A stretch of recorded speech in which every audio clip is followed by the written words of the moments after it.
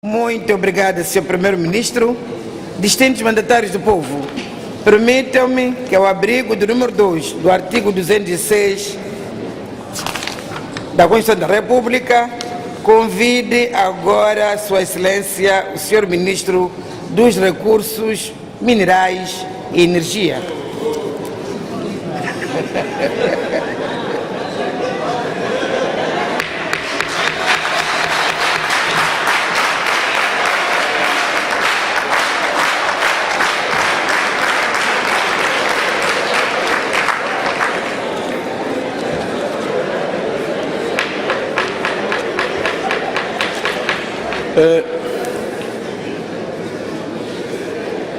Muito obrigado, Excelência.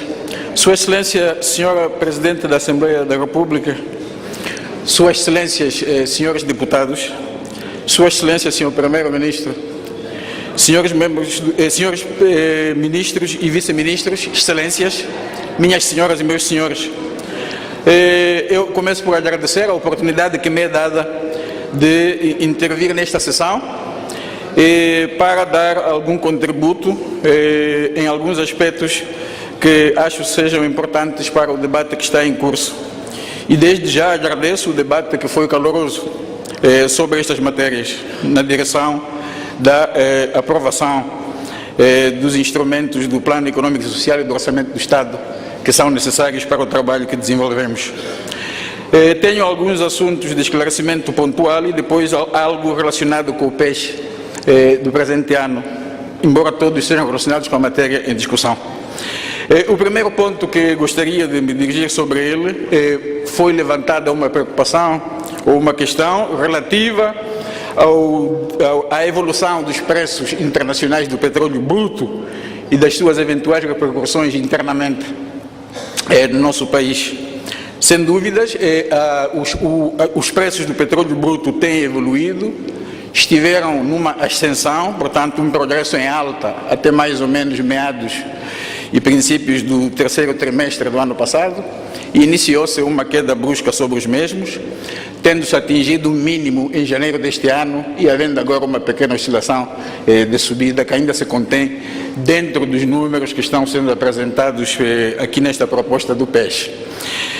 Em relação a isso, há preocupações relativamente ao que se passa com os preços internos e gostaria de esclarecer que os preços internos são determinados pelas seguintes componentes principais. Para além do custo do petróleo bruto, há custos externos relacionados com o transporte e seguros, portanto, é o preço CIF, que é profundamente influenciado pelas taxas de câmbio. Depois, internamente, estes preços também são relacionados com outros custos ligados aos intervenientes empresariais no processo, portanto, incluem-se margens de distribuição e bem como de retalho, de retalhistas, impostos e também custos de transportes internamente. Isto é que faz o preço que depois vigora para a venda ao público. Analisando a evolução destes preços recentemente, nos princípios deste mês, o Governo verificou que o preço composto, o final que deve vigorar como custos para o público, tem sido oscilatória, irregular a sua evolução. Nessa base, como opção mais aceitável para o momento presente, mantendo-se a monitoria destes mesmos preços para os meses futuros, para verificar se há algum ajustamento a realizar, a opção do Governo, como melhor opção, neste momento, foi da manutenção dos preços de venda ao público dos combustíveis consumidos. Naturalmente, mantendo-se a monitoria sobre isso, havendo ajustamentos, se assim couberem, futuramente.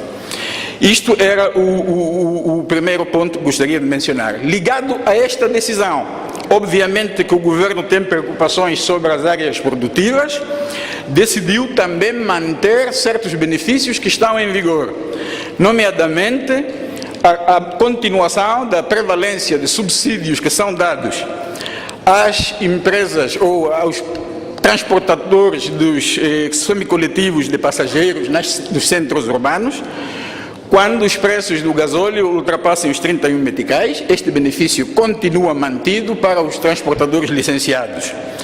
E também foram mantidos, portanto estão em vigor, a redução das taxas sobre combustíveis em 50% para os setores da agricultura, indústria mineira, energia, no caso onde existem sistemas isolados da rede nacional utilizando o gasóleo para a produção desta energia, e bem como para os setores de pescas. Estes benefícios de redução da taxa sobre os combustíveis em 50% são mantidos pela preocupação que há de manter o estímulo pelos setores produtivos.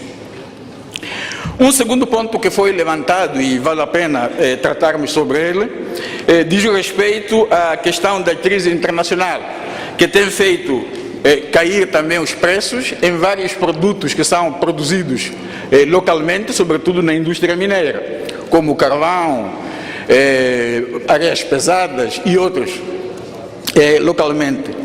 O que é que isso tem como implicação em relação ao plano econômico e social que aqui é proposto?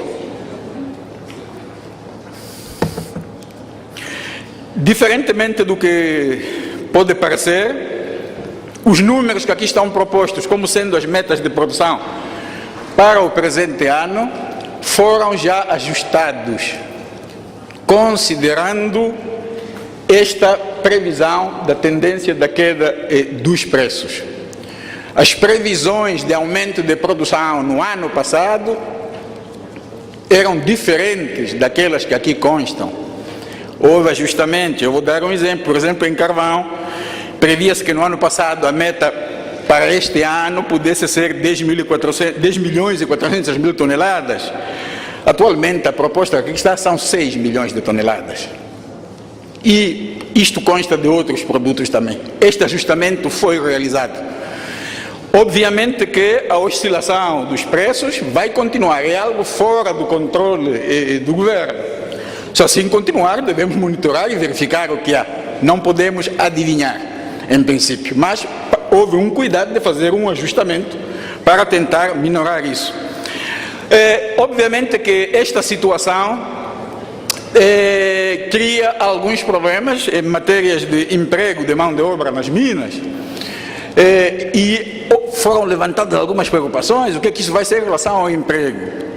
Tal como eu disse, em relação às metas que aqui estão, são consistentes com as metas de emprego que estão definidas. Agora, o importante daquilo que eu gostaria de esclarecer sobre isto, a redução de força de trabalho nas minas são feitas não arbitrariamente, são feitas com base nestas previsões que são discutidas de maneira tripartida. Tripartida significa que se envolvem os empregadores, se envolvem os sindicatos e também se envolve o governo. Não é de maneira arbitrária. E nessa discussão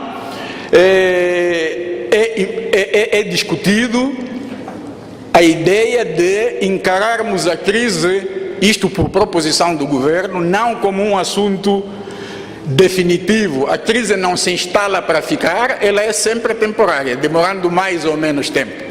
Este tem sido o ponto de vista que o governo leva para estas discussões, e nesse sentido há um esforço de minimizar os despedimentos que possam acontecer. Chegando-se a acordo em relação aos trabalhadores que tenham de ser despedidos, há toda observância das leis e das normas estabelecidas. As compensações previstas na lei do trabalho são observadas.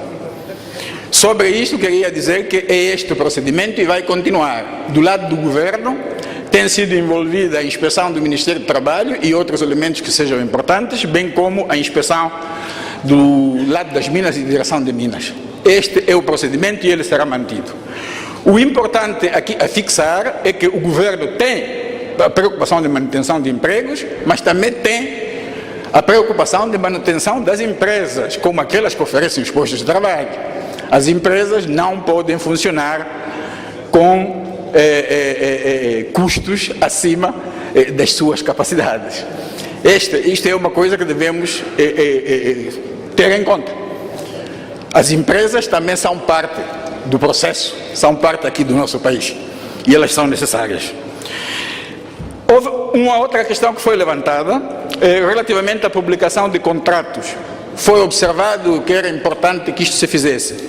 Sobre este setor, eu tenho a felicidade de anunciar que no ano passado já, o governo tomou uma decisão importantíssima de fazer a publicação dos contratos, dos maiores contratos, sobretudo aqueles ligados à área do petróleo, onde o nosso gás se inclui.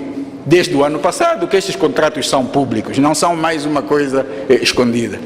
Eles têm estado postados no endereço eletrônico do governo, nas páginas do Ministério de Recursos Minerais, bem como do Instituto Nacional de Petróleos. Neste momento, por causa da lentidão do sistema, desligamos-lo para renovar, mas voltará e esta política será mantida. Portanto, estes contratos, pelo menos em relação ao gás que aí temos, são públicos. Agora, indo mais diretamente à discussão do PES e orçamento que aqui foi apresentado, em relação à energia elétrica, fomos recordados que é muito importante verificar os assuntos de qualidade. Sem dúvida, aí estamos totalmente de acordo, e por essa razão o documento que é proposto assim o trata. Na página 18 é explícito quando se diz que há uma preocupação de melhorar a oferta e qualidade dos serviços públicos, onde explicitamente se inclui a energia. Isto está na página 18 do nosso documento. E em consistência com isso, na matriz há algumas ações que se ligam com uma intervenção neste sentido, que é em relação ao melhoramento de intervenção na rede de distribuição, bem como nas fontes de geração. E isso está na ação 144, onde se fala em construir e reforçar as linhas de transporte de energia elétrica, incluindo a construção de subestações. Isto tem mesmo este objetivo e, como exemplo, em Maputo província haverá uma subestação que há de ser verificada, em Maputo cidade 2 e ainda em Sofala Dondo. E quanto às linhas, são previstas para este fim são 193 quilômetros de linhas que têm por fim melhorar isto e melhorar a qualidade. E sobre isso, queria recordar que Sua Excelência, o Primeiro-Ministro, na sua apresentação do PES, apresentação inicial, mencionou isso. Mencionou e fez constar que estas ações que estão no PES, a elas se adicionam outras ações que estão em curso, que são vitais para a melhoria da qualidade. Sendo elas, cito algumas, a reabilitação que está em curso das centrais de Chicamba e Mavuzi na Zona Centro, que vai trazer um impulso grande em fontes de geração naquela região, a construção da central termoelétrica da Gigawatt em Ressano Garcia, Cuvaninga em Chocwe, instalação de uma central térmica flutuante em Nacala.